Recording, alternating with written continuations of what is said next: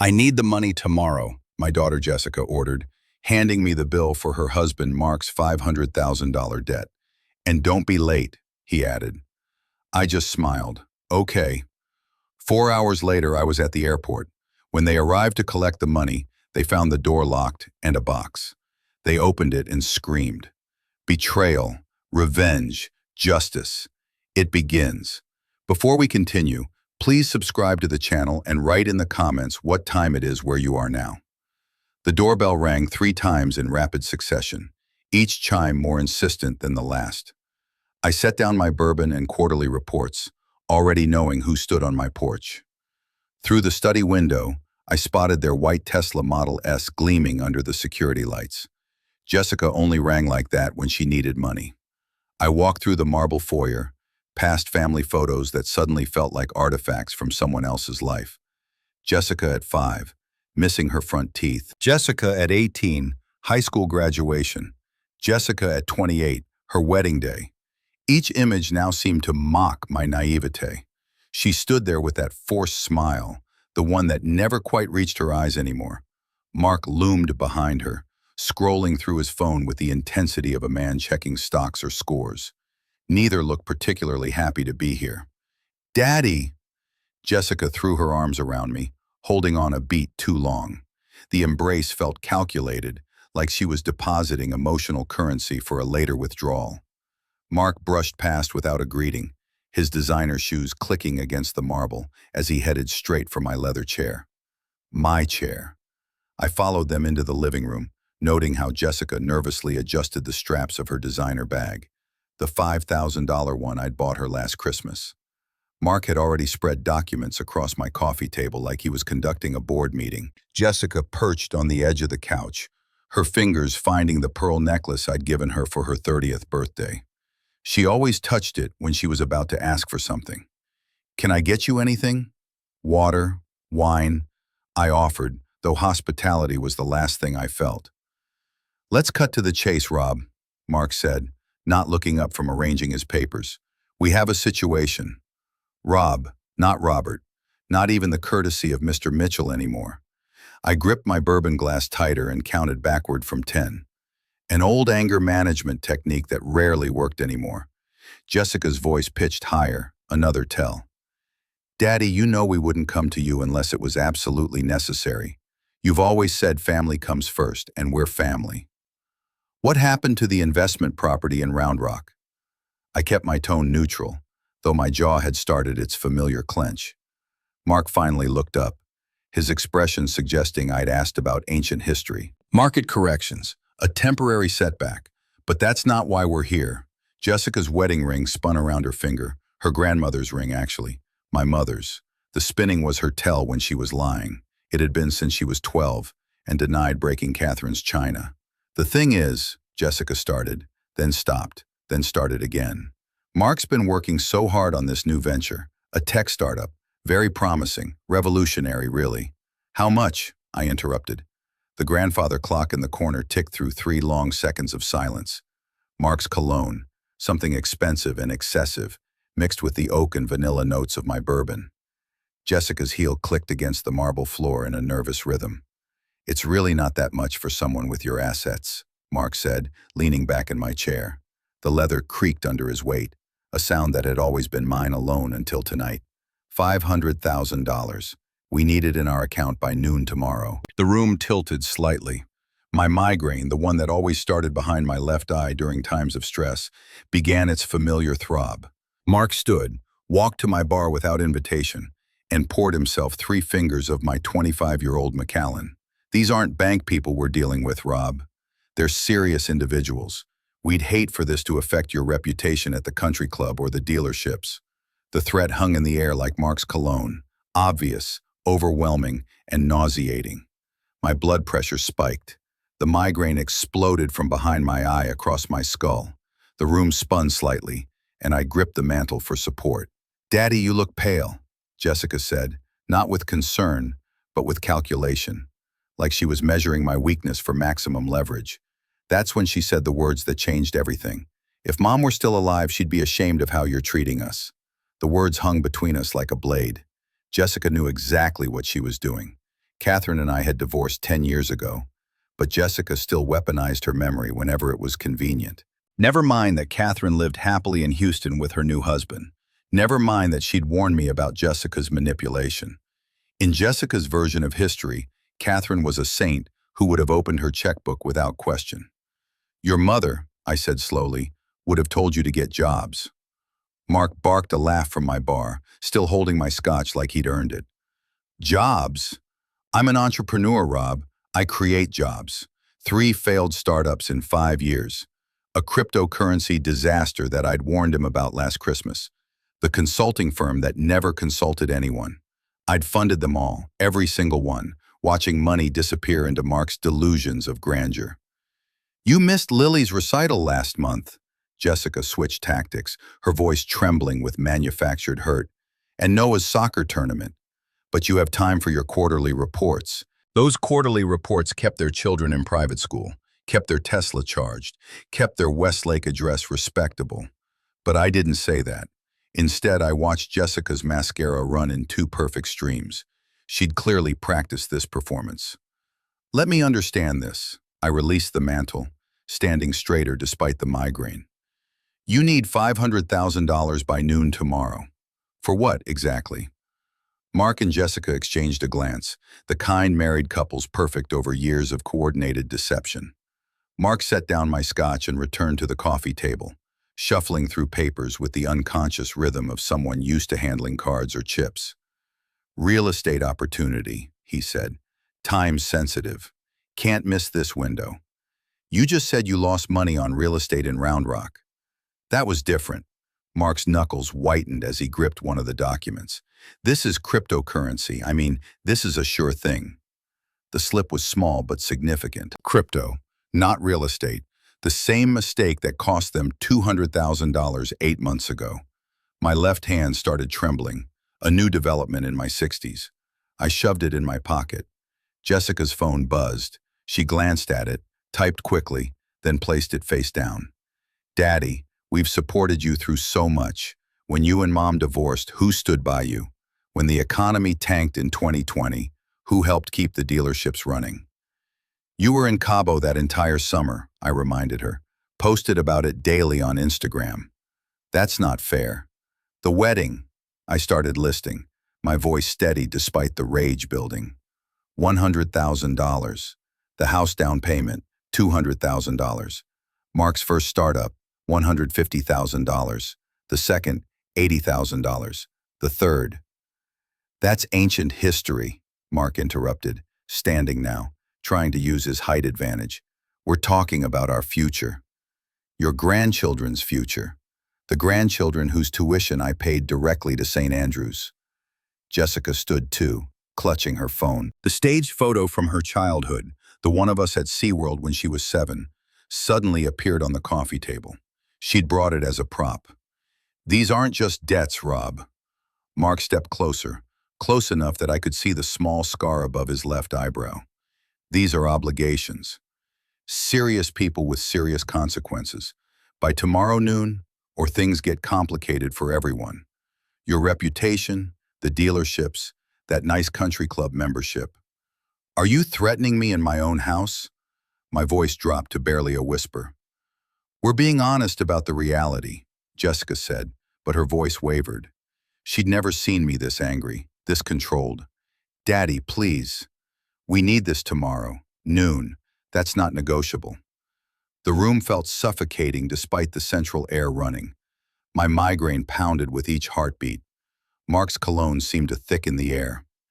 Jessica's calculated tears had smeared her eye makeup into something almost theatrical. I looked at them both. My daughter, who'd become a stranger, and her husband, who'd never pretended to be anything but a parasite. The grandfather clock chimed 9 times. Outside, suburban Austin continued its quiet evening routines, oblivious to the family destruction happening in my living room. Fine. The word came out flat, exhausted. Tomorrow. Now leave. Jessica mistook my exhaustion for capitulation. She rushed forward, arms outstretched for another embrace. I stepped back, letting her arms fall empty. Mark extended his hand for a shake, gripping too hard, establishing a dominance he'd never earned. "We knew you'd understand," Jessica said, gathering her designer bag and her staged photo. "Family first, right, Daddy?" They walked out without another word, Mark's hand possessively on Jessica's lower back, guiding her like a casino chip he'd just won. I stood in the doorway, watching their Tesla's distinctive whine fade down the street. The taillights disappeared around the corner onto Westlake Drive. I waited exactly 5 minutes after their taillights disappeared before I made the first call. David Chen answered on the second ring despite the late hour. 25 years of friendship and legal counsel meant he knew my patterns. I never called after 9 unless something was seriously wrong. "They finally crossed the line, didn't they?" His voice carried no surprise, only resignation. "Noon tomorrow," they said, like I'm an ATM with a withdrawal limit they finally exceeded. "The house transfer paperwork is already filed," David said. I heard papers shuffling on his end. "They just don't know it yet. Jessica's name was never on that deed, remember? You insisted on keeping it in your name when you paid their down payment." "What about Catherine?" I asked, walking back through my house, seeing it differently now. Not as a home, but as a stage for tonight's final performance. "She's expecting your call. Says it's about time you stopped enabling them." I hung up and immediately went to my home office. The migraine had shifted from explosive pain to cold clarity. My laptop opened to an email confirmation from 3 weeks ago. Villa Las Palmas, Costa Rica, March 17th through April 17th. Your reservation is confirmed. The retirement planning trip would now serve a different purpose. I called American Airlines, navigating the automated system with practiced efficiency. The morning flight could be moved to 6:45 a.m. First class still available, 1 passenger. My home safe opened with a combination I'd never shared, not even with Jessica. Inside, organized in labeled folders, lay 20 years of financial documentation. Every check, every wire transfer, every loan. Mark's signed agreement from December 2023, promising this would be the last request. Jessica's Instagram post from the past year, printed and dated, showing their lavish lifestyle while claiming poverty. Shopping sprees at the Domain, dinners at Uchi, weekend trips to Napa. I found an old Amazon box in the garage, ordinary and unremarkable. Inside, I arranged 3 document sets with a lawyer's precision. First, the deed to their house. Second, the complete loan history, $847,000 over 8 years, meticulously documented. Third, the legal notices David had prepared months ago, hoping we'd never need them. At the bottom, I placed a USB drive containing tonight's security footage. The cameras I'd installed after a break-in 2 years ago had captured everything. Jessica's rehearsed tears, Mark's threats, their coordinated manipulation. On top, I placed a single note. "You wanted it tomorrow. Here's what you're really getting." The packing took 30 minutes. 2 suitcases efficiently filled with tropical weight clothing, essential documents, and medications. My dealership manager, Mike, received a brief email. "Family emergency. You're in charge. Details to follow." I stood in the hallway, looking at the family portrait we'd taken 5 years ago at Laguna Gloria. Jessica's smile looked genuine then, or maybe I just wanted to believe it was. I lifted the heavy frame off the wall, turned it backward, and rehung it. The blank canvas back seemed more honest somehow. In my bedroom, I removed my University of Texas class ring, the one Jessica used to play with as a child, pretending she'd wear it someday. It went into the box with everything else. The migraine had completely faded now, replaced by something closer to anticipation. My phone showed 3 text messages from Jessica. I deleted them without reading. Mark had called twice, probably to reinforce tomorrow's deadline. The voicemails could wait forever. I made one more call, this time to Catherine in Houston.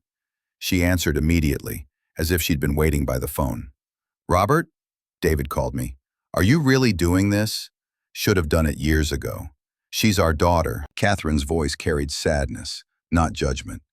"But she's not the daughter we raised anymore, is she?" "No, she's not." "The Costa Rica place, you'll be safe there. It's a vacation, a long one. Mike can handle the dealerships. The lawyers can handle everything else." Catherine was quiet for a moment, You know, she'll try to find you. Let her try. By the time she figures out what's really in that box, I'll be drinking coffee on the beach, deciding whether to ever come back. We said goodbye without sentimentality. Catherine understood what Jessica had become, maybe even before I did. Mothers always know. At 11:30 p.m., I stood in my dark kitchen, drinking water and studying the refrigerator covered in my grandchildren's artwork. Stick figures labeled, Grandpa and me fishing at Lake Travis. A crayon drawing of my dealership with Grandpa's work scrawled beneath. I carefully removed the fishing picture, folded it, and placed it in my wallet. The children weren't responsible for their parents' choices. I set the box on the porch table where they'd be sure to see it. The doorbell camera would capture their reaction when they opened it at noon, expecting a check, and finding instead the complete dismantling of their illusions. The alarm was set for 4:30 a.m. 6 hours until my new life began. 6.5 until theirs fell apart. The alarm cut through the darkness at exactly 4:30 a.m. No snooze button, no hesitation. I trained myself over 32 years of early dealership meetings to wake instantly. And today, that discipline served a different purpose. The coffee maker gurgled to life, already programmed the night before. Colombian dark roast, the kind Jessica always complained was too strong when she still visited for breakfast. The ceramic mug warmed my hands, an anniversary gift from her 10 years ago when she still remembered such dates. Through the kitchen window, Austin's skyline began its slow awakening. Office buildings lighting up floor by floor, while most of the city still slept. I moved through my house with deliberate precision, documenting each room like a detective at a crime scene. The master bedroom still held Catherine's mother's portrait. Jessica had always wanted it, but never asked nicely enough to receive it. Her childhood room, long since converted to an office, still displayed her high school trophies. State debate champion, National Honor Society. The daughter I'd raised versus the stranger who demanded money 12 hours ago. The pool area looked serene in the pre-dawn light. I'd taught Jessica to swim there, her fearless splashing at age 4.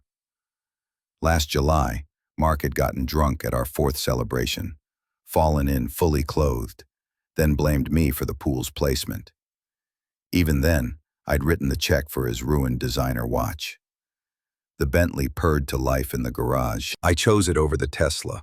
Mark had too many memories in that car, too many assumptions about inheritance. The streets of Westlake Hills lay empty except for the garbage trucks beginning their Saturday routes. I drove past Jessica's neighborhood, every house dark and peaceful. They were sleeping, probably dreaming of ways to spend my money. The radio played classic rock and Take It Easy by the Eagles filled the cabin. The irony wasn't lost on me. At the intersection of Bee Cave and Walsh Tarleton, I considered calling Catherine but decided against it. David would handle that conversation better than I could. Mopac stretched ahead, nearly empty. I passed 3 of my dealerships, their lots full of inventory that would soon be Mike's responsibility. The flagship location still had my photo in the lobby. That would need changing. Near 5th Street, I noticed Mark's favorite bar, the Velvet Room, where his gambling connections congregated, where this whole disaster had really started. Construction on Congress forced a detour through 2nd Street. The city I'd built my business in for 3 decades looked different in the pre-dawn darkness, like a stage being set for a play I'd no longer attend. David's office occupied the 42nd floor of the Frost Bank Tower. At 5:30 a.m., the building stood mostly empty except for security and the obsessively ambitious. David waited in the conference room with Maria Sanchez, his paralegal. Documents were spread across the mahogany table with military precision. A box of Krispy Kreme donuts sat in the center, our tradition for major deals since 1999. "You look surprisingly rested," David observed, sliding the power of attorney across the table. "First good night's sleep in months." I signed with my father's fountain pen, the one Jessica didn't know existed. "Limited scope, I see. 60-day expiration. Only property transfers and financial restructuring. Can't have you selling her organs after all." His attempted levity fell flat. We both knew this was necessary surgery, not revenge. Maria presented the property documentation with clinical efficiency. The interesting part, Mr. Mitchell, is the timing. The transfer was actually executed yesterday at 4 p.m., before they came to my house, 3 hours before.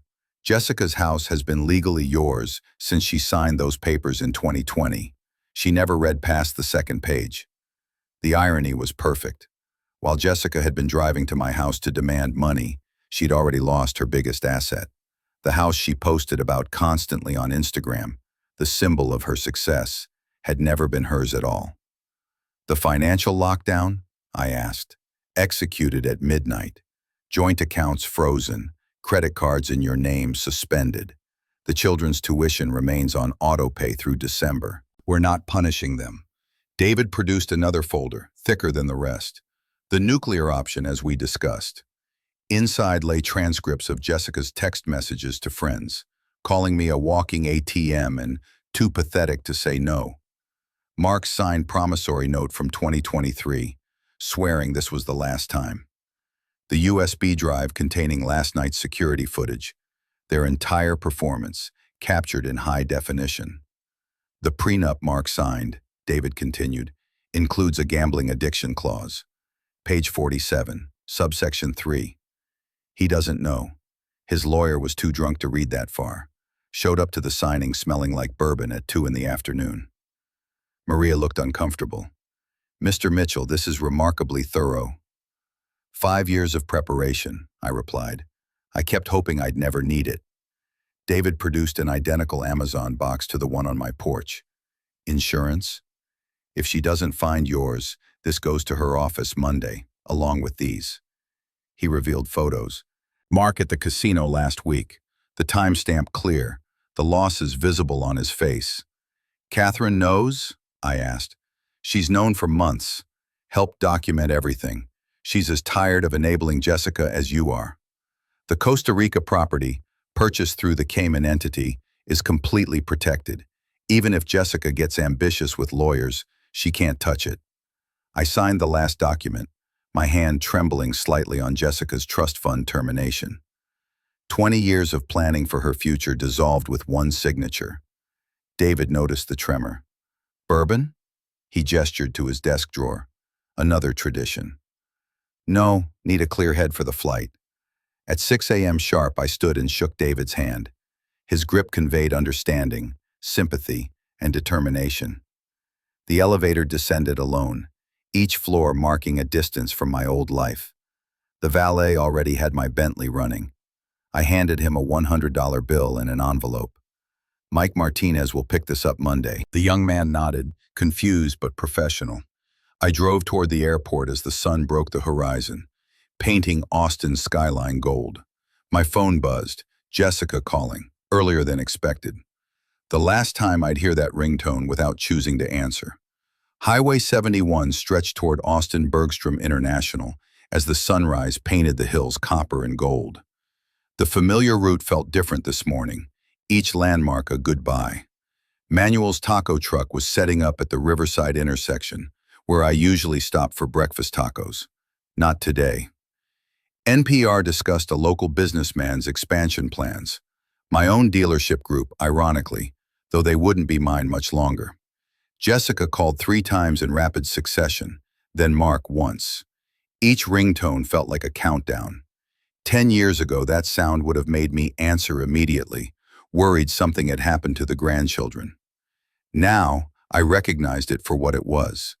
The sound of entitlement demanding its due. Mental inventory while merging onto 183. Mike had run the Saturday operations for 5 years. He'd managed fine. The property management company had their instructions and 6 months payment in advance.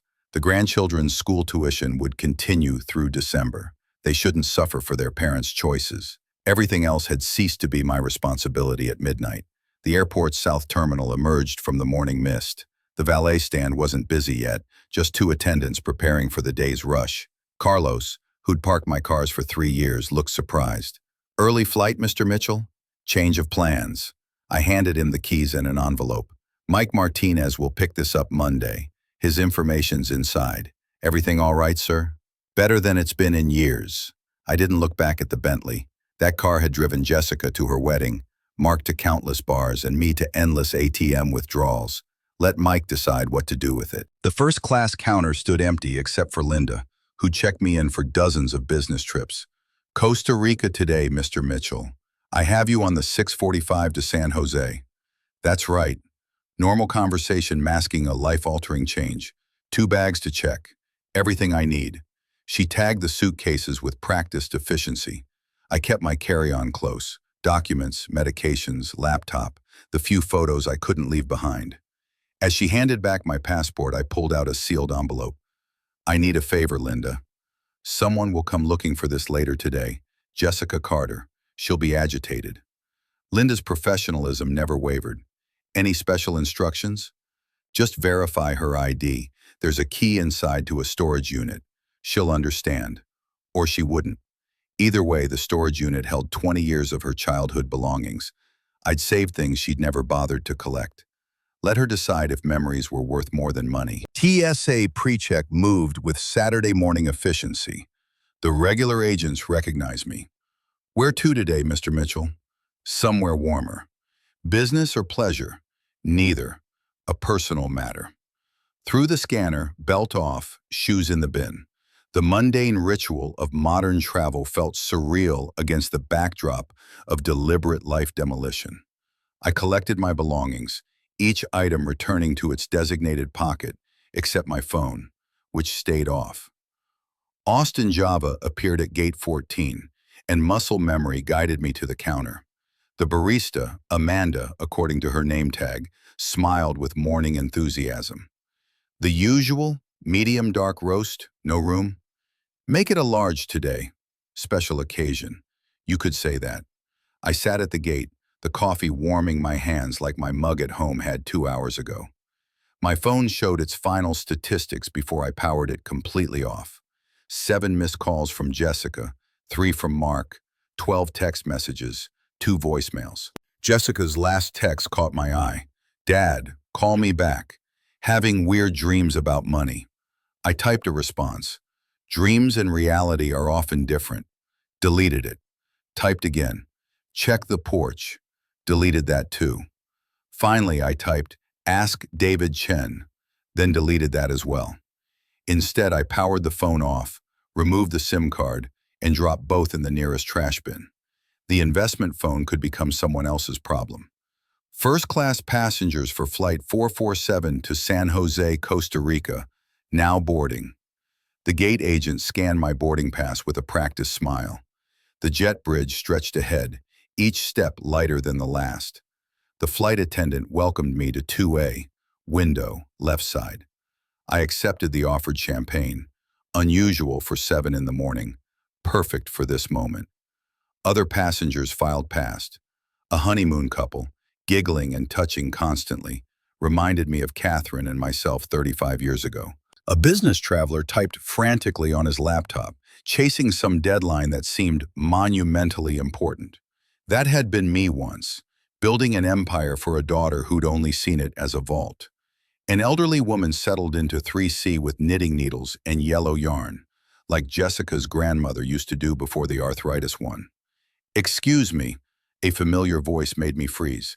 Catherine stood in the aisle, designer luggage in hand, looking exactly as composed as she had during our divorce proceedings.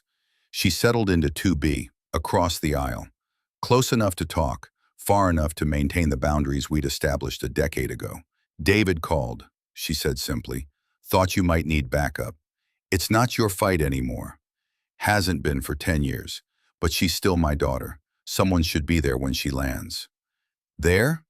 I bought the condo next door 6 months ago. David really is thorough. Found it, negotiated the price, handled everything. I've been planning this as long as you have. The captain's voice interrupted. Slight delay for our final passenger. My chest tightened. Jessica? Had she figured it out early? Mark? The door opened, but it was just a harried businessman, apologizing as he squeezed past to economy.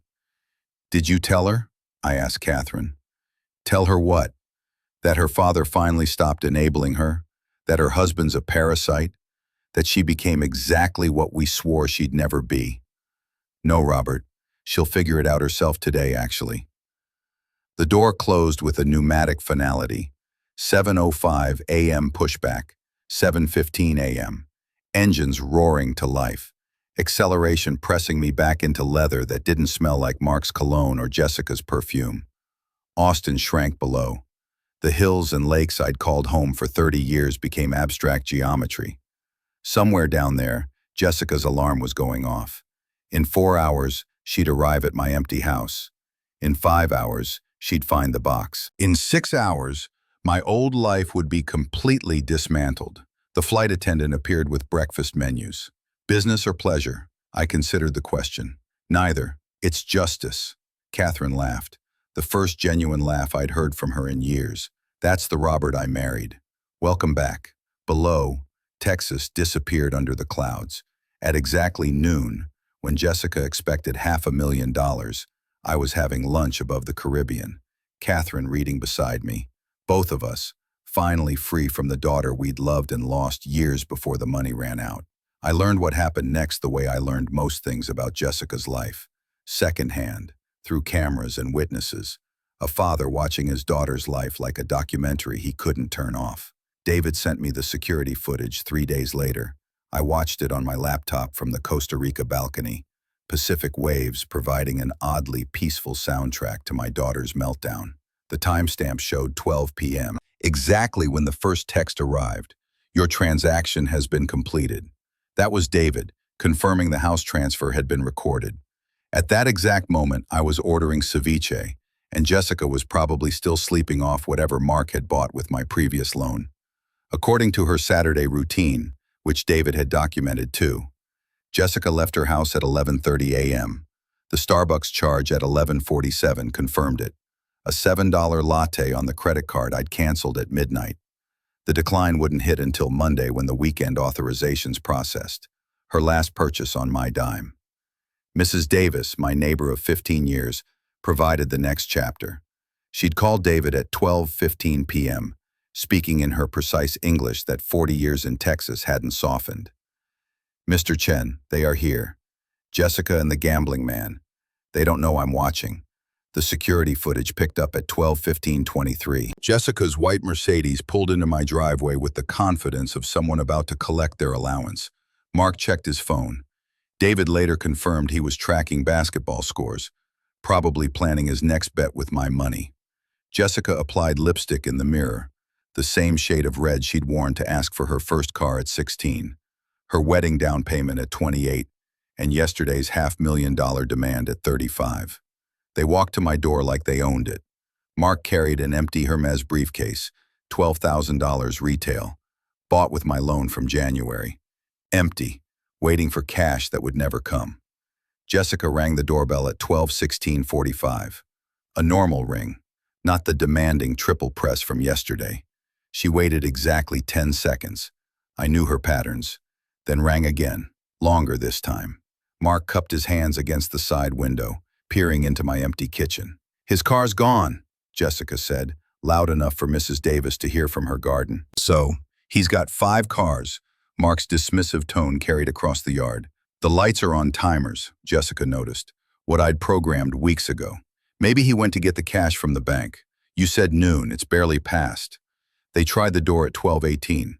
Jessica's keys scraped against the lock, unable to find purchase. David's paralegal had changed them at 7 a.m., 3 hours after I'd left for the airport. The confusion on Jessica's face was almost worth the decades of manipulation. Mark spotted the box at 12:20:03. Just an Amazon package on the porch table, unremarkable except for Jessica's name in black Sharpie across the top. She opened it casually, probably expecting a late birthday gift or an apology present. The first document she pulled out was the deed to her house. Her face changed like time-lapse photography of fruit rotting, confusion to disbelief to horror in under 3 seconds. She dropped it, and Mark snatched the paper before it hit the ground. What do you mean it's in his name? Mark's voice carried to Mrs. Davis's yard. Jessica pulled out the spreadsheet next. Every payment, every loan, every gift meticulously documented. Total, $1.3 million over 8 years, not including the house. Her hands shook as she reached the bottom line. The photographs came next. Mark at the Palms Casino last Tuesday. The timestamp's clear, his losses written on his face. Then the promissory note he'd signed, swearing December's money was the last he'd ever request. Jessica's text messages to her friends, printed and highlighted. Dad's too pathetic to say no, and he'll cave. He always does. And my personal favorite, I deserve this money more than he does. At 12:23:17, Jessica's phone buzzed. The first credit card decline, then another, then another. Chase, American Express, the Nordstrom card, all suspended, all in my name, all canceled at midnight while she slept. Mark tried calling someone at 12:24. His bookie, David discovered later, who informed him that credit extensions required collateral, not promises. Jessica collapsed onto my porch steps, her designer dress crumpling against the concrete I'd had resurfaced last summer. She found the USB drive at 12:25:44, plugged it into her phone with trembling fingers. Her own voice echoed from the speaker, tiny but clear. Just take whatever he gives you. He's too pathetic to say no. Then Mark's voice. These aren't bank people, Rob. They're serious individuals. The prenup appeared last. Page 47 was highlighted in yellow. The gambling addiction clause circled in red. Immediate forfeiture of marital assets if gambling debts exceeded $50,000. Mark had passed that threshold 3 years ago. Mark threw his briefcase at my door at 12:27:31. The handle broke off, Hermes leather scattering across my porch. Jessica's sobbing became audible on the recording. Not the pretty tears from yesterday, but the raw, ugly sounds of someone realizing they'd played themselves. Mrs. Davis emerged at 12:28, all 4'11" of her, holding her phone like a weapon. I'm calling the police if you don't leave. This is my father's house, Jessica screamed, mascara creating abstract art on her cheeks. Not anymore. Mr. Mitchell sent me the property transfer notice this morning. You're trespassing. Mark stormed to the car at 12:30, leaving Jessica to gather the scattered papers, her fortune now just litter on my porch. She left some behind. The wind would handle those. Mark peeled out, leaving tire marks on my driveway that the property manager would bill to their account. At 12:30:45, exactly when Jessica discovered her inheritance had evaporated, I was watching the ocean from a beachside restaurant. The waiter had just asked if I was celebrating something. A graduation, I told him. Your child? He'd asked in accented English. No, mine. David called Monday with the epilogue. Jessica returned Sunday morning with a locksmith, who refused the job once he verified ownership.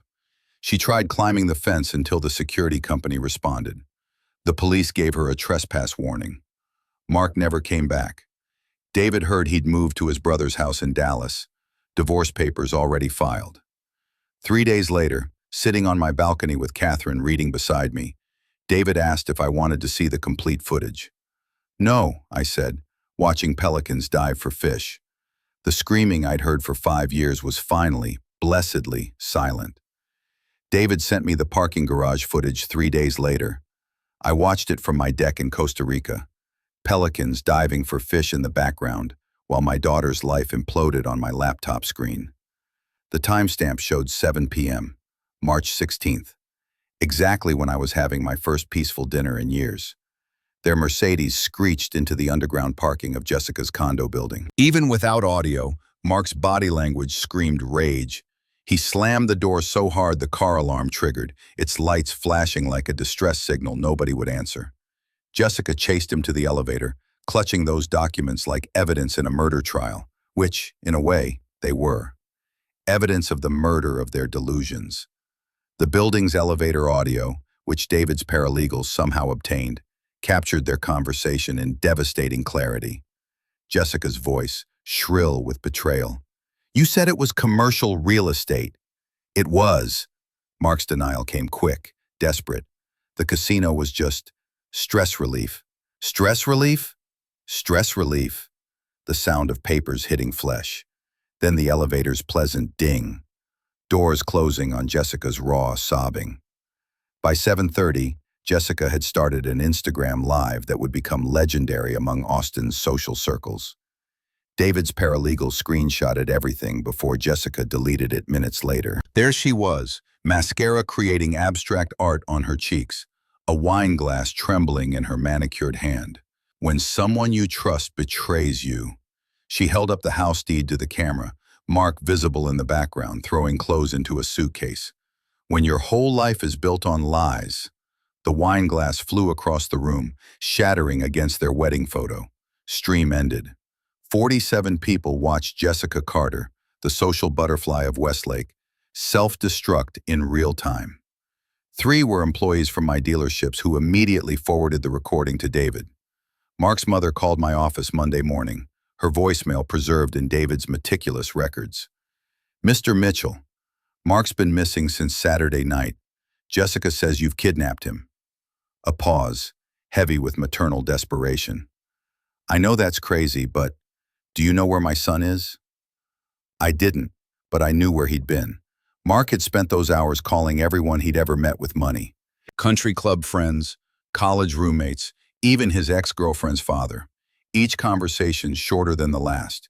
Each rejection adding weight to his desperation. His mother heard him say, his voice cracking, "It's not just money anymore. These people don't play."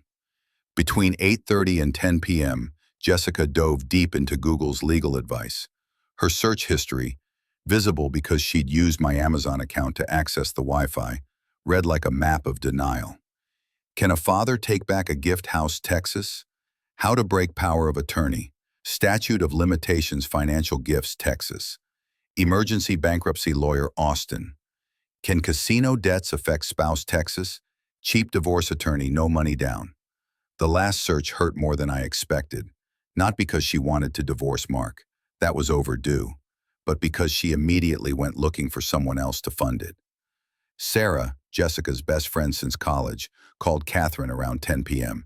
Jessica had finally played the entire USB, not just yesterday's pathetic comment.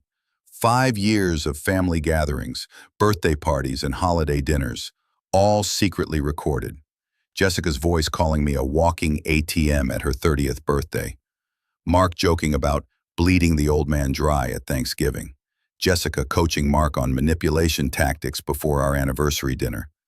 The Christmas toast where they'd mockingly thanked, "Good old Dad, the family bank."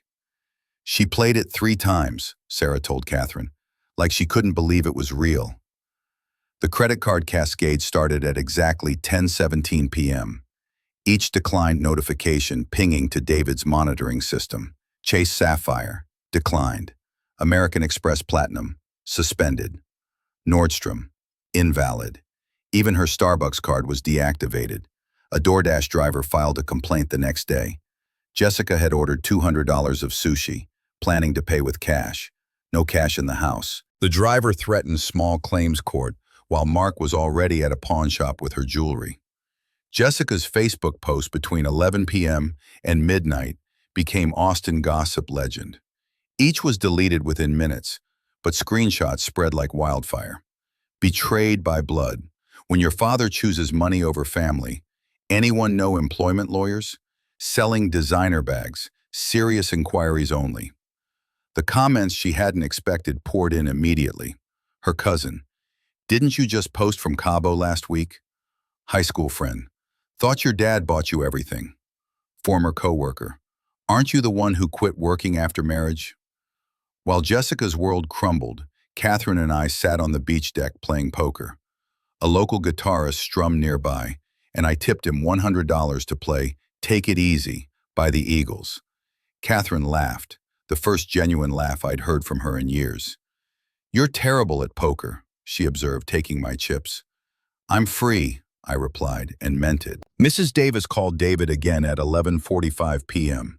Jessica had returned to my house, just sitting in her Mercedes in the driveway, not trying to enter, not raging, just sitting, staring at the dark windows like they might suddenly illuminate with forgiveness.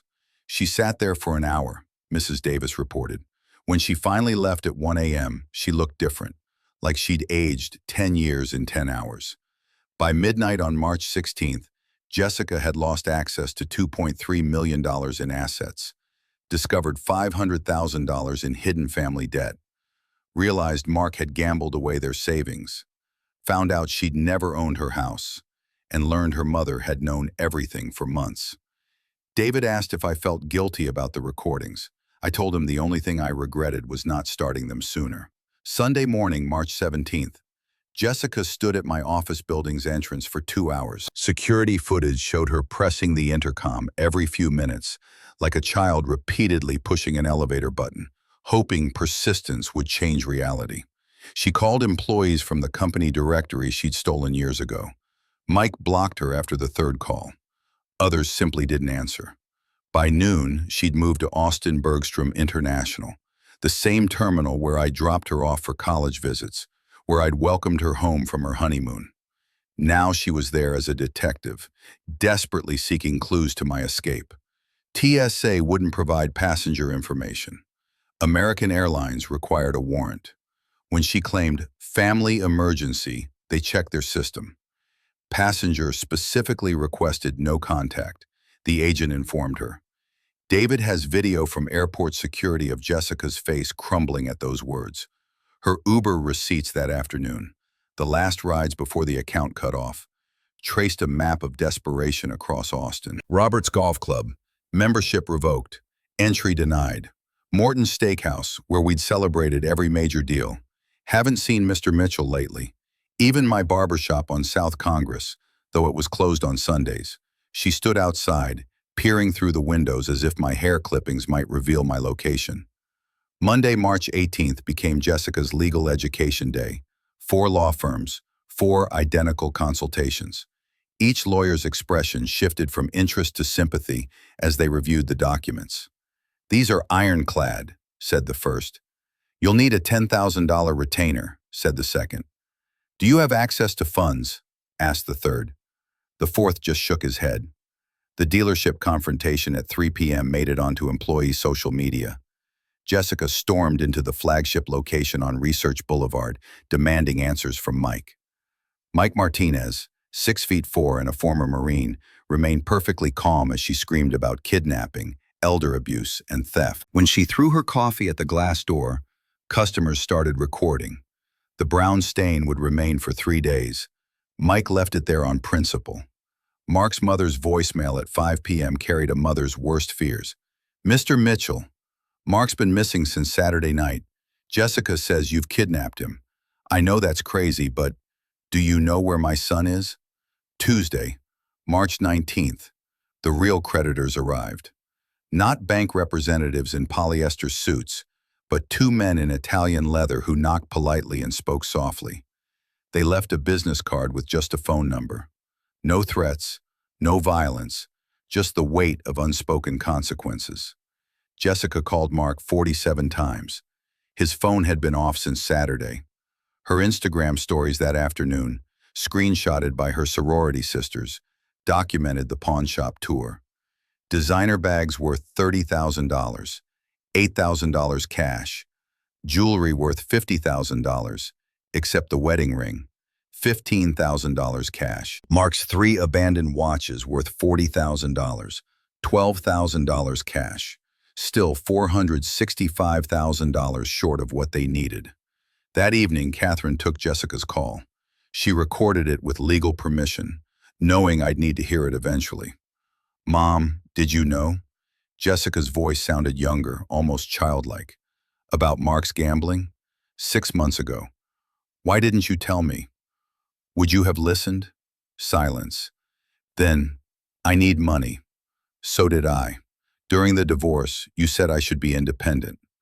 The call ended with Jessica's sob, cut short by Catherine's disconnect. Wednesday, March 20th. Jessica entered David's office wearing the same designer dress from her Cabo Instagram posts the week before. The irony wasn't lost on David, who noted it in his report. Same conference room where I'd signed the papers. Same chair where Mark had spread his lies. David showed her everything with clinical precision. The power of attorney predating her emergency, the house deed trail. Her signature from 2020, never reading past page 2, Gift tax returns proving every dollar was a gift, not a loan. Mark's promissory note, his signature bold and undeniable. He's my father. Jessica's desperation cracked her voice. He has to help me. Legally, he doesn't. What about the grandchildren's support? Trust funds in their names only, untouchable until they're 18. This is elder abuse. He's 62, sound mind, left voluntarily. David accidentally left Mark's credit report visible on his tablet. Jessica's eyes widened as she absorbed the full catastrophe. $500,000 in gambling debts, $200,000 in personal loans she'd never known about, $100,000 in credit cards he'd hidden, even an attempted second mortgage on her house, denied due to ownership issues. The final envelope slid across the mahogany table with a whispered promise. Mr. Mitchell authorized one final gift. Inside, a $10,000 cashier's check and a note in my handwriting. For a fresh start, Dad. Jessica tore it in half. The pieces fluttered to the carpet like dead leaves. She immediately asked if there was another. There wasn't. There never would be.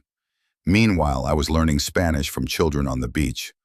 Roberto El Rico, they called me, laughing as I mangled the pronunciation. My blood pressure had dropped 20 points. I slept 8 hours straight. I hadn't thought about Jessica in 2 days until Catherine mentioned her. Wednesday night, David reported, Jessica left my office at noon. Security footage shows her sitting in the lobby until the building closed at 9 p.m. The guard said she asked if you ever talked about her. He lied, said yes, said you spoke fondly. She said thank you, and left. That night in Costa Rica, I dreamed about teaching Jessica to ride her bike again.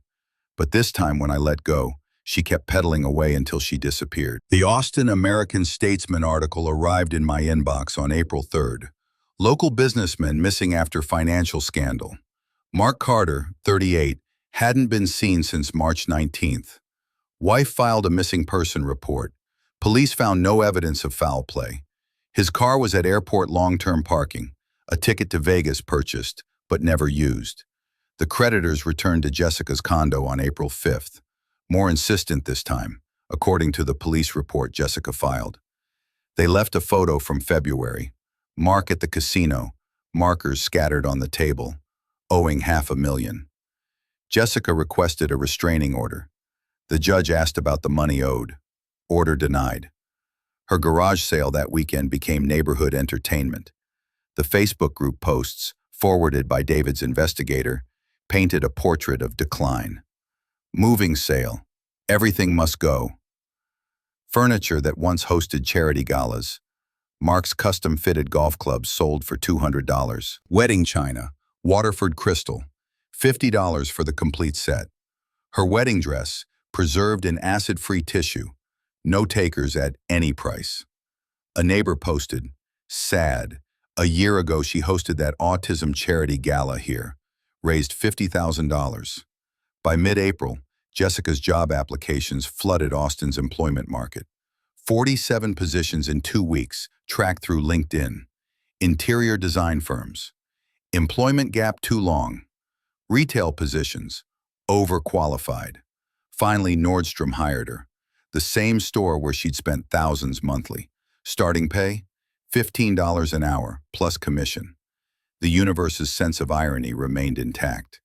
April 15th, an eviction notice appeared on her condo door. 3 months behind on the mortgage. Mark had handled finances, never mentioning the mounting debt. $4,500 monthly payment. $13,500 owed plus late fees. May 15th, deadline to pay or vacate. She discovered this returning from her first day at Nordstrom, still wearing the employee name tag she'd once ignored on others. The divorce filing on April 18th read like a corporate dissolution. Abandonment cited as cause. Mark must be served. Location unknown. The judge allowed a publication notice in 3 newspapers. Cost, $500. Jessica didn't have. She used her Nordstrom employee discount to buy a suit for court. The first clothing she'd purchased with earned money in 7 years. While Jessica rebuilt from ashes, I built something new in Costa Rica. My days developed a rhythm I'd forgotten existed. Sunrise with howler monkeys, coffee overlooking the Pacific, morning swims in water clear enough to see my feet, lunch at Manuel's beach bar, where nobody knew about dealerships or daughters. The local kids called me Roberto El Rico, Robert the Rich. I taught them English in exchange for Spanish lessons. Their parents invited me to dinners where nobody mentioned money, investments, or opportunities. Real conversations about football, fishing, and the weather. Nobody asked for anything except to pass the salt. Catherine took up painting, producing terrible seascapes that made us both laugh. We hadn't laughed together since Jessica turned 16 and started seeing us as resources rather than parents. It wasn't romantic between us, that had died long ago, but peaceful, like survivors of the same shipwreck sharing a lifeboat. My transformation surprised the doctor in San Jose. Blood pressure down 30 points, weight dropped 20 pounds without trying, off 3 medications. What changed? He asked in accented English. Everything and nothing. I'd stopped funding other people's lives and started living my own. April 25th, TMZ broke the story. Missing Texas businessman spotted in Mexico. Mark Carter, working at a Juarez car rental agency under an assumed name. The photo showed him behind a counter, 10 pounds thinner, wedding ring absent. Extradition was unlikely for civil debts. Jessica commented on the article with just 2 words. Good riddance. April 27th. Jessica finally used the airport storage key. David reported what she found. Every childhood item I'd saved. Photo albums she thought I'd discarded. Her grandmother's jewelry, assumed lost in the divorce. A $50,000 savings bond in her name, maturable in 1 year. And a note in my handwriting. For when you remember who you were before money mattered. Dash, Dad. The email arrived on April 28th, forwarded by David. Jessica's words, carefully chosen. Mr. Chen, please tell my father I found the storage unit. I understand now. I'm sorry. I'm working at Nordstrom. I'm surviving. Maybe that's the lesson. Don't tell him I asked, but is he happy? Jessica. David asked if he should respond. April 29th, sunset on the beach, Catherine reading beside me. The same guitarist from my first night was playing nearby. The same spot where Jessica was discovering the box that changed everything. Tell her yes, I said to David over the phone. Tell her I'm happy. And tell her the bond was her mother's idea. Anything else? Tell her I'll be here when she's ready to visit, but she pays her own way. That night, I watched Costa Rican families on the beach. 3 generations playing together. No one staring at phones. Everyone engaged in actual conversation. Poor by American standards, wealthy by every measure that mattered. Jessica texted David. Thank you for telling me. Maybe Christmas, if I save enough. The first time in 5 years she'd mentioned saving for anything. April 30th, Manuel's band played at the beach bar. They dedicated a song to Roberto El Rico. Not the Eagles this time, but a local folk song about a man who found treasure by giving everything away. Catherine translated, tears in her eyes. It wasn't really about me. It was about every expat there, all running from something, all finding something else. David called that evening to say Jessica had sold her Mercedes, bought a 10-year-old Honda, started a savings account, and posted on Instagram about the dignity of honest work. Should I keep monitoring her? He asked. No, the lesson was learned. The teaching was over. The learning, maybe, was just beginning. The eviction notice had been on Jessica's door since April 15th. By May 5th, David told me she'd exhausted every option, pleading with property management, offering partial payments, even attempting to negotiate with the building's owner. She never knew I'd sold that property to AREIT in January, anticipating exactly this moment. Security footage from the building showed her renting the smallest U-Haul available that Saturday morning. Loading it alone took 12 hours. Mrs. Peterson, whom Jessica had complained about for years for those loud grandchildren, offered help from her balcony. Jessica's pride, even broken, wouldn't let her accept. She struggled with a leather couch she'd bought with my money, dragging it inch by inch to the truck while neighbors watched from their windows. The storage unit she could afford held everything except her clothes and her laptop. 1 month prepaid, the cheapest facility in Austin. Pure irony. Her unit sat directly next to the one I'd left for her, the one with the bond. She passed it daily, oblivious. May 10th brought Mark's final communication, a registered letter from Juarez requiring a signature. The postal worker later provided an affidavit for Jessica's divorce proceedings, describing how her hands shook as she signed. Inside, one page, Mark's handwriting. Jessica, by the time you read this, I'll have a new name and a new life. The men looking for me won't find me. Don't try to either. I'm sorry about your father's money, but you were the one who said he'd never cut you off. We both gambled. We both lost. The prenup your dad made me sign means you get nothing from me anyway. Consider us even, M. Her Nordstrom manager called David out of concern. Jessica didn't show up for 3 days. When she returned, she dropped 10 pounds, her eyes hollow. The manager nearly fired her. For the first time in Jessica Carter's life, she begged, actually begged, and kept the job by promising perfect attendance going forward. May 15th, eviction day. Jessica's new address, a studio apartment above a taco shop on East Riverside, the same neighborhood she'd called sketchy when visiting college friends. 400 square feet, a window air conditioning unit rattling like dice in a cup, shared laundry in a basement that smelled of mildew, $700 monthly, cash only, no credit check. The second job started on May 16th. Denny's, night shift, 11 p.m. to 7 a.m. The same Denny's where she'd made a scene 2 years prior, demanding the manager over cold eggs. Now she served drunk college students and exhausted nurses for $2.13 an hour plus tips. Her new schedule became robotic. Wake at 5 p.m., Nordstrom from 6 a.m. to 2 p.m., sleep from 3 p.m. to 10 p.m., Denny's from 11 p.m. to 7 a.m. Repeat. Sundays off were spent doing laundry and preparing meals. Rice, beans, the cheapest chicken she could find. Catherine visited on May 24th. She called me that evening, her voice careful. Jessica had hung one item on the studio's water-stained wall, our photo from her college graduation. The designer clothes were gone, replaced by Walmart basics. 20 pounds lost, cheekbones sharp as accusations. Their conversation, as Catherine recounted. I helped your father plan this. I know. Are you angry? I was. Now I'm too tired to be angry. The bond was my idea. Insurance for when you hit bottom. This is bottom. No. Bottom is when you stop blaming everyone else. Jessica's admission came slowly, like pulling teeth. I was a terrible daughter. You were a spoiled daughter. There's a difference. Is there? Terrible can't be fixed. Spoiled can be outgrown. Memorial Day weekend arrived with Austin's typical heat. Jessica worked a double at Nordstrom for time-and-a-half holiday pay. Denny's afterward was slammed with drunk partiers. She made $300 in tips in one night, the most money she'd touched since March. The Denny's security camera captured her at 7:15 a.m. on May 31st, sitting in her Honda, counting tips, crying. Not the manipulative tears I'd seen so often, but something raw. She later wrote to David that it was the first money she'd truly earned. No manipulation, no family name, no expectations, just work.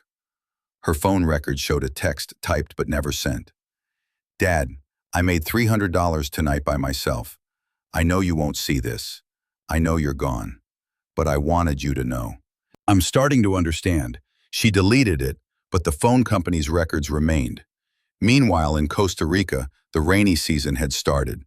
I'd begun teaching English at the local school. Volunteer work. The kids called me Teacher Roberto. Nobody knew about my money. Catherine painted terrible landscapes, selling them to tourists for $20 and donating the proceeds to the school. We ate dinner together most nights. Simple food. Rice, fish, plantains. Better than any country club meal. David sent his last update. Jessica's working 2 jobs, living in a studio, surviving. My reply. Stop monitoring. She needs to do this alone now.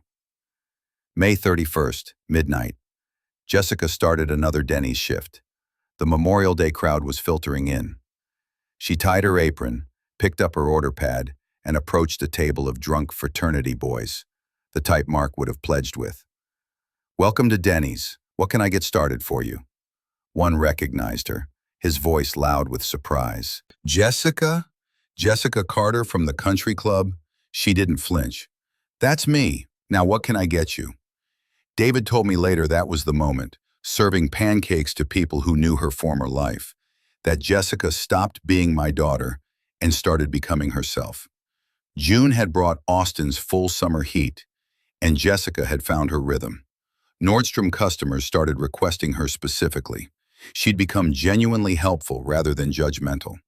The Denny's night shift nurses tipped extra because she remembered their coffee preferences without asking. No sugar for Beth, extra cream for Susan, decaf for Maria, who was trying to quit. Her co-worker at Nordstrom told David that Jessica was down to a size 4 from a size 10. Not from dieting, but from working, walking miles daily across retail floors, carrying loaded trays all night, eating only what she could afford. Her cheekbones could cut glass, but her eyes had gained something they'd never held before: awareness. Sundays followed a strict routine: laundromat at 6 a.m. when it was empty, grocery shopping at the Asian markets on North Lamar, where produce cost half of Whole Foods prices, meal prep in her tiny kitchen with one working burner, then, unexpectedly, the library. She'd started reading financial literacy books, taking notes in a composition notebook like a college student. June 10th, a Tuesday. Jessica checked her mail in the apartment building's lobby. Usually bills, credit card offers for people with good credit she no longer had. This time, a cream envelope with no return address. A Costa Rican postmark. Her hands shook as she recognized my handwriting. She sat on the lobby stairs, unable to wait to reach her apartment. 3 pages of my careful script, the same writing that had signed birthday cards and checks for 35 years. The letter read, "Jessica, I'm writing this on a beach in Costa Rica. A little girl here reminds me of you at 7. Fearless, curious, demanding the world bend to her will. The difference is, she's also grateful. I don't blame you for becoming who you became. I created you. Every time you cried, I wrote a check. Every time you demanded, I delivered. I thought I was loving you. I was actually crippling you. Your mother says you're working 2 jobs now. Good. Work teaches what inheritance never could, that money represents time, effort, and sacrifice. Every dollar you earn carries a weight my gifts never had. I'm not coming back to the man I was. That man was a checkbook with a heartbeat. But I might come back to meet who you're becoming. The storage unit key you found, that was your mother's insistence. She said you'd need something to hope for. The bond matures in April 2026. By then, you'll either have learned to live without it, or you'll still be the same person waiting for a rescue. Either way, you'll have your answer about who you really are. I do love you. I always have. But love without respect is just pity. Earn my respect, Jessica. More importantly, earn your own. P.S. Your grandmother would be proud of you working at Denny's. She was a waitress when she met Grandpa. You never knew that. I was too ashamed to tell you. Now, I'm ashamed I was ashamed." Jessica carried that letter in her apron pocket for the next week. Her co-worker at Denny's said she'd read it during breaks, crying in the bathroom. Not angry tears, but something deeper. She started asking co-workers about their families, their struggles, actually listening to the answers. She called Catherine about the grandmother revelation. "Why didn't anyone tell me about Grandma?" "You never asked about anyone's struggle, only their success." "What else don't I know?" "Everything that matters." The transformation showed in her Nordstrom performance review. Jessica has become our top associate. Customers trust her. She relates to people saving for special purchases. She understands sacrifice now. They promoted her to department lead, $18 an hour, the first promotion she'd ever earned rather than been given. June 25th, Jessica wrote back. 5 days, dozens of drafts. Catherine later shared excerpts. "Dad, I'm writing this at 3 a.m. between jobs. My feet hurt. My back aches. I've never been happier. Not happy like champagne and shopping. Happy. Happy like I earned this sandwich. Happy like customers ask for me by name. Happy like I paid my own rent. Happy. I was so angry when you left. How dare you abandon me? Now I understand. You didn't abandon me. You freed me from myself, from what we'd both let me become. Mark is gone. Good riddance. He was my mirror, reflecting back my worst qualities. We were parasites feeding off each other's entitlement. When the host disappeared, we had nothing. I don't want your money anymore. That's not bravado. I'll need the bond to eventually get a better apartment, but I want it to be seed money for the life I'm building, not a rescue from the life I'm living. Come back when you're ready, not to save me, just to see me, the real me, the one who was buried under designer labels and demands. P.S. I kept one thing from my old life, the photo of us at my graduation. You looked so proud. I want to earn that look again.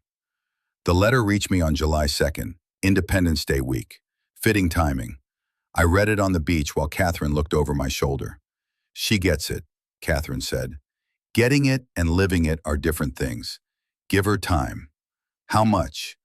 How long did it take you to really change? I'm still changing. Exactly. June 30th, 11 p.m. Jessica was starting her shift. A regular customer, an elderly man who always sat alone, ordered as usual. Tonight, he said something different. You look lighter, dear. Somehow, unburdened. Jessica smiled, a real smile. I'm learning to carry my own weight instead of expecting others to carry it for me. He left a $20 tip on an $8 check. The note said, "For your education fund, a fellow traveler." I decided that night to go back in August. Not to rescue her, not to test her, just to witness who she was becoming when no one was paying her way. I landed at Austin Bergstrom at 10 a.m. on August 15th, 2025. Same gate I departed from in March. 5 months felt like 5 years.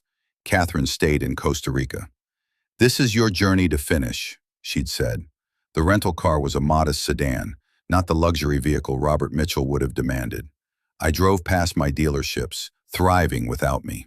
Good. Past Jessica's old condo building, where a new family occupied her former balcony, their happiness uncomplicated by debt. I checked into a Hampton Inn, not the Four Seasons. Part of my new life, comfort without excess. I called David. I'm here. She doesn't know? No. I want to see her natural life, not a performance. Nordstrom. She's there until 6. At 4 p.m., I stood in Nordstrom at Barton Creek Mall, watching from across the floor. Jessica was kneeling beside an elderly woman, helping adjust a shoe's fit, patient and kind. The Jessica I knew would have called another associate for that task.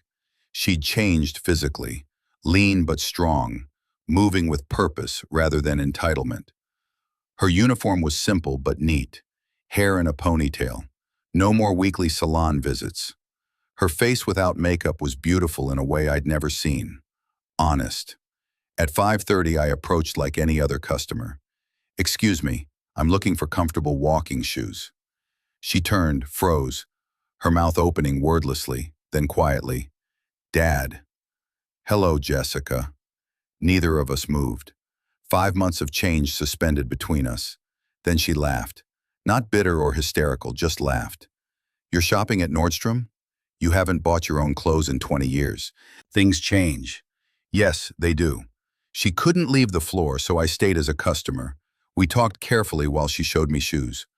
You look different, I said. I am different. Poverty is an effective diet plan. It's not poverty, it's reality. Same thing when you're used to fantasy. She rang up the shoes, applying her employee discount without my asking. Pride and small gestures. I get off at 6, then Denny's at 11. Can we have dinner between? I can't afford dinner out. I'll cook. Where do you live? She hesitated, then gave me her address. It's not what you're used to. Neither am I anymore. At 6:30, I climbed the stairs to her studio. She'd changed from her uniform into worn jeans and a t-shirt, both clean but clearly secondhand. The apartment was tiny but immaculate. One chair, one stool. She gave me the chair. It's not much, she started. It's yours. That makes it everything. On the wall, our graduation photo. On the counter, my letter. On a tiny bookshelf, financial planning books from the library. I cooked pasta with the groceries she had, basic but fresh. She watched me cook, something we hadn't done together since she was 10. Mom says you're teaching in Costa Rica. Volunteering, English to local kids. For free? The best things I've done lately have been free. We ate at her small table with plastic plates and mismatched forks. It was better than any country club dinner. I hated you, she said suddenly. I know. I mean, I really hated you, wanted you dead. I know. How could you leave me with nothing? How could I leave you with everything? It was killing you. It was killing both of us. Yes. Silence settled. Not uncomfortable, but necessary. At 9 p.m., she needed to prepare for Denny's. I pulled out an envelope. This isn't a rescue. It's an investment. Inside, a $5,000 check and a contract. What's this? A business proposal? You work for me. Not at the dealerships. A new project, teaching financial literacy to young adults. You know the cost of not knowing. I'm not qualified. You're uniquely qualified. You've been on both sides. Rich without understanding, poor with awakening. She read the contract carefully. A fair salary, no special treatment, performance-based raises. This isn't charity. This is business. You fail, you're fired, daughter or not. And if I succeed, then you'll have succeeded. At 10:30, she had to leave for Denny's. She hugged me, the first real hug in years, not manipulation or performance. Connection. I'll call you tomorrow after I read the contract again. Read it 3 times. That's another lesson. I'm learning. We both are. 1 month later, Jessica accepted the position, but kept the Denny's weekend shift for 6 months. She wanted a backup plan. Smart. Her first financial literacy workshop had 12 attendees. A year later, she was speaking at colleges. 2 years later, she was writing a curriculum for school districts. She never touched the bond when it matured, using it instead as a house down payment. The cash she used came from her own savings. Mark never returned. I heard he married a wealthy widow in Cancun. The cycle repeating, not our problem anymore. Thanksgiving, 2025. Jessica hosted in her studio. Catherine brought sides. I brought wine. We sat on the floor around her coffee table. Jessica raised her water glass. She was working that night. To family, Catherine added. To lessons learned. I concluded. To starting over. We clinked glasses, plastic and glass. Perfect imperfection. The fortune I'd spent my life building was nothing compared to the wealth in that tiny room. A daughter's respect, earned, not inherited, and the knowledge that sometimes the greatest gift you can give someone is the chance to save themselves. If you like this story, please like this video, subscribe to the channel, and share your impressions of the story in the comments. To listen to the next story, click on the box on the left. Thank you for watching.